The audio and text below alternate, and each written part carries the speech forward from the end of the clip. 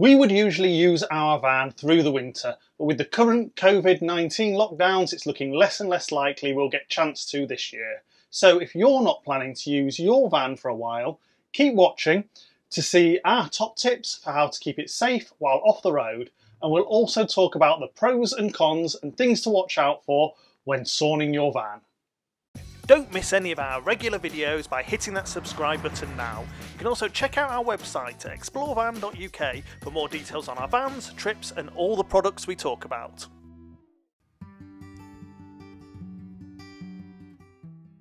A thorough wash will help to keep your paint in tip-top condition by avoiding staining and make it nice to come back to when you're ready to use it again.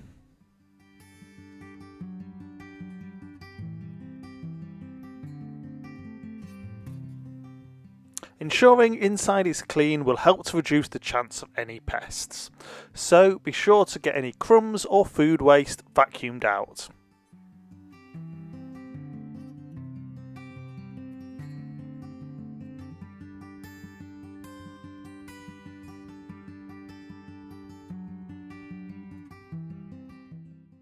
It's not a nice job, but this is your chance to give that toilet cassette a clean. A thorough washout and lubrication of the valves will make it a pleasure to use when you come back to it. Don't forget inside as well.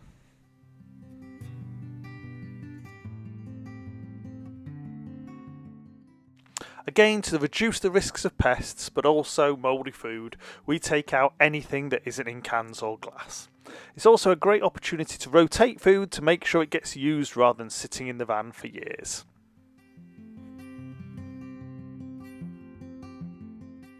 Don't forget to hoover out all of those crumbs and dust.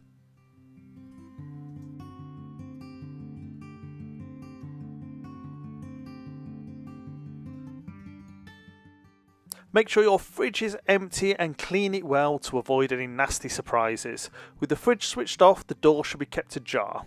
We also find the ventilation setting is not wide enough to keep good airflow, so we jam the freezing compartment slightly open and the main door slightly ajar. We also pop a small dish of bicarbonate of soda inside to absorb any odour. As the temperature starts to drop, protecting your pipework and equipment from freezing temperatures will save you from the pain of dealing with burst pipes and leaks. After switching your pump off, open all your water outlets, both hot and cold if you have them, and let the pressure drop. Then open any freshwater tank drain, and if you have a water heater, remember to drain this. It could have a drain point like ours, or a drain tap inside to empty it. Some have an automatic drain when the temperature hits a low temperature, though this is a great safety feature. I would still manually drain it just in case the temperature sensor failed. Although our drain plug can be left in, we tend to remove it and make sure we put it somewhere safe, because the worst thing is not being able to find it. When your van's not being used, there's always a risk of damp. Fixed ventilation on our skylight keeps just enough fresh air coming into our van to keep it fresh inside. To keep good airflow and prevent any smells, we tend to leave as many cupboards as we can open. We also use a couple of dehumidifier tubs. A cheaper alternative is silica cat litter in an old sock. We place a few of these around the van.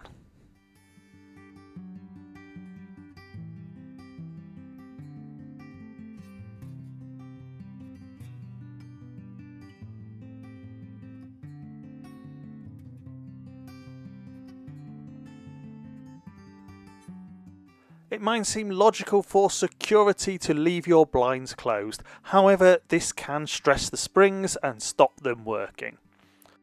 As an alternative, we use a piece of blackout material to stop any prying eyes and stop the sunlight fading the interior. If you're going to be leaving your van for any length of time, a bit of preventative maintenance can be a big help. Again, if the temperature is expected to drop, make sure the washer fluid and coolant fluid in your van have a suitable level of protection. Washer fluid, it's as simple as making sure you have a good concentration of screen wash in the reservoir and make sure this is pumped all the way through the system.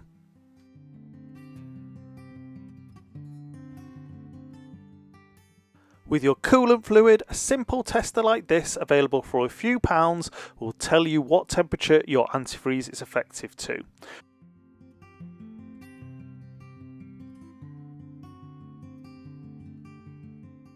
With this one, it's a simple case of sucking in some fluid into the tester, allowing the tester to settle. Number of discs that stay at the top tell you what temperature your coolant antifreeze is effective to. In our case, down to -22, which I'm pretty sure will be fine.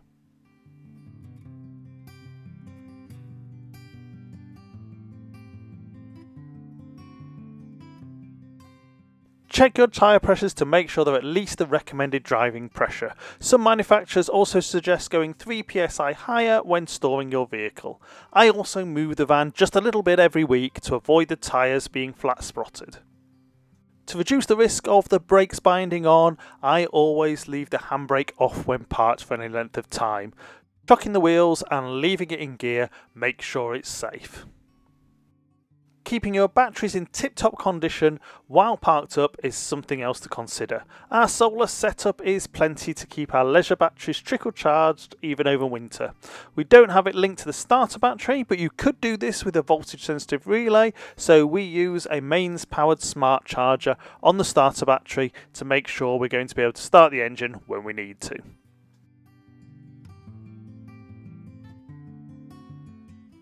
So if you know that you're not going to be using your van, you may want to look at SORNing it. A SORN is a statutory off-road notice made to the DVLA, which means you don't have to pay road tax for the period it is off the road. There are a few things to check before you make a SORN. First of all, will the van be off the public highway? It can't be parked on the road, footway or verge, it must be on private land. Second, will your insurance still be valid? Although having your vehicle SORNed does mean you're not obliged to have it insured, you'll probably want to continue your insurance for the purposes of fire and theft. Check with your insurance company that SORNing your vehicle will not invalidate your insurance. Third, is the tax refund actually worth it? Depending on the weight, class and age of your van, you could pay as little as £165 a year in vehicle excise duty, meaning a refund of just over £13 a month. For us, that's just not worth it. Having the flexibility to use the van, even if it's just to pop out for the day and to be able to take it for a drive every few weeks to keep things moving and lubricated, is worth more than the refund. Leaving the van to stand unused for a period of time could end up with you spending more in repairs than the refund you get. If you do decide to SORN, it's very easy and can all be completed online at www.gov.uk. Make a SORN. Be careful and don't be taken in by fake sites that try to take you to carry out your SORN and charge you for it. Also, make sure you don't forget to tax your van when you do come to use it, as the fine of £2,500 for driving a vehicle on SORN could well outweigh any savings you make. As always, I hope that some of the information in this video has been useful, and please hit the thumbs up if it has. If you have any tips on laying up your van, please pop them in the comments, and please check out our other videos on van build basics, gadgets, tips and tricks, and hit the subscribe button, which will keep you up to date with our latest videos.